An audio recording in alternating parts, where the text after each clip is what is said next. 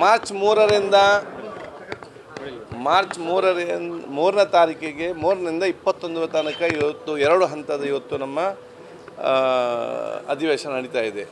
ಒಂದು ಮಾರ್ಚ್ 3ನೇ ತಾರೀಕಿಗೆ ಮಾನ್ಯ ರಾಜ್ಯಪಾಲರ ಜಂಟಿ ಸದನ ಉದ್ದೇಶಿಸಿ ಮಾತಾಡಲಿಕ್ಕಿದ್ದಾರೆ.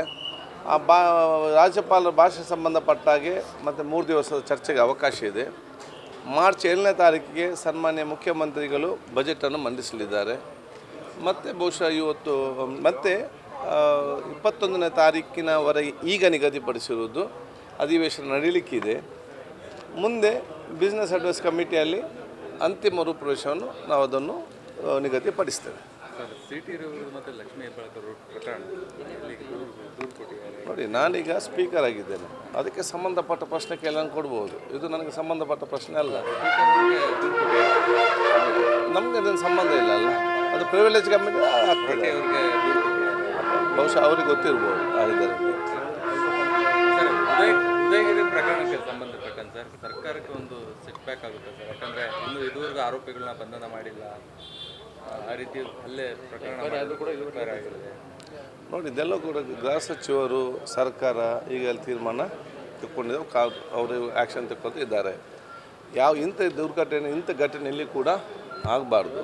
ಮತ್ತು ಈ ರೀತಿ ಸಾಮಾಜಿಕ ಜಾಲತಾಣದಲ್ಲಿ ಕೂಡ ಪ್ರೇರೇಪಿಸುವಂಥ ಕೆಲಸ ಆಗಬಾರ್ದು. ಪ್ರತಿಯೊಬ್ಬರು ಕೂಡ ಈ ದೇಶದ ಸತ್ಪ್ರಜೆ, ಒಂದೇ ತಾಯಿಯ ಮಕ್ಕಳ ರೀತಿಯ ಭಾವನೆ ಮುಖಾಂತರ ಪರಸ್ಪರ ವಿಶ್ವಾಸನ ಹಂಚುವಂಥ ಒಂದು ವಾತಾವರಣ, ವಿಶ್ವಾಸ ಬರ್ತವ ಸಮಾಜ, ಅಭಿವೃದ್ಧಿಯ ಕರ್ನಾಟಕ, ಬಲಿಷ್ಠವಾದ ಭಾರತ, ಅದು ನಮ್ಮೆಲ್ಲರ ಒಂದು ಮುಖ್ಯ ಧ್ಯೇಯವಾಗಿರಬೇಕು. ಅಂಥವು ಯಾರು ನಾವು ಆಡೋ ಪ್ರತಿ ಮಾತು, ನಾನು ಮಾಡೋ ಪ್ರತಿ ಕೆಲಸ, ಅದು ಸಮಾಜದ ಒಗ್ಗಟ್ಟಾಗಿಗೆ ಏನು ಕೆಲಸ ಮಾಡ್ತೇವೆ, ಅದು ಅವರೇ ನಿಜವಾದ ದೇಶ ಪ್ರೇಮಿಗಳಂತ ಹೇಳಲಿಕ್ಕೆ ನಾನಿವತ್ತು ಬಯಸ್ತೇನೆ. ಸೊ ಸಮಾಜಕ್ಕೆ ಮಾರಕವಾಗುವಂಥದ್ದು, ಅವಿಶ್ವಾಸ ಬರ್ತುವಂಥದ್ದು ಅಥವಾ ಈ ರೀತಿ ಯಾರು ಕೂಡ ಈ ರೀತಿ ಮಾಡಬಾರ್ದು ಅಂತ ನಾನು ಎಲ್ಲರಿಗೂ ಕೂಡ ಹೇಳಲಿಕ್ಕೆ ನಾನು ಇವತ್ತು ಬಯಸುವುದು. ಮತ್ತು ಸರ್ಕಾರದ ಕ್ರಮವನ್ನು ಸರ್ಕಾರ ಅದರ ಕ್ರಮವನ್ನು ತೆಕ್ಕೊಂಡಿದೆ, ಮತ್ತು ಸರ್ಕಾರ ಅದಕ್ಕೆ ಉತ್ತರ ಕೊಡ್ತಾರೆ. ಸಾಮಾಜಿಕ ಜಾಲತಾಣ ಈ ರೀತಿಯ ಪ್ರಚೋದನೆಗೆ ಕಾರಣ ಆಯಿತು ಸರ್. ನೋಡಿ, ಇದೆಲ್ಲ ಕೂಡ ನಾನು ಇದೆಲ್ಲ ಆ್ಯಸ್ ಎ ಸ್ಪೀಕರ್ ಆಗಿ ನನಗೆ ಹೇಳಲಿಕ್ಕೆ ಆಗುವುದಿಲ್ಲ. ಇದನ್ನು ಕೂಡ ಜನಸಾಮಾನ್ಯ ಎಲ್ಲರೂ ಕೂಡ ಆತ್ಮಾವಲೋಕನ ಎಲ್ಲ ಅರ್ಥ ಮಾಡಿಕೊಳ್ಬೇಕು. ಅವರವರಷ್ಟೇ ಇವತ್ತು ಆತ್ಮಾವಲೋಕನ ಮಾಡಿಕೊಂಡು ಅದರ ಬಗ್ಗೆ ಯಾರು ಏನು ಯಾವುದಂತ ಅವರವರ ತಪ್ಪನ್ನು ಅವರವರು ಅರ್ಥ ಮಾಡಿಕೊಳ್ಬೇಕು. ಸಣ್ಣ ಒಂದು ಸ್ಟೇಟಸ್ ಈ ಮಟ್ಟಿನ ಗಲಾಟೆ ಮಾಡ್ತದೆ ಅಂತ ಅದನ್ನು ನಾನು ಹೇಳಿದೆ ಅಲ್ಲ, ಅವರವರ ತಪ್ಪು ಏನಿದೆ ಅವರವರು ಅರ್ಥ ಮಾಡಿಕೊಂಡು ಆತ್ಮಾವಲೋಕನ ಮಾಡಿಕೊಂಡು ನಾವು ಸಮಾಜ ಮತ್ತು ದೇಶಕ್ಕೆ ಪೂರಕವಾಗುವ ಮಾತು ಮತ್ತು ಕೆಲಸವನ್ನು ಮಾಡಬೇಕಾದಲ್ಲದೆ.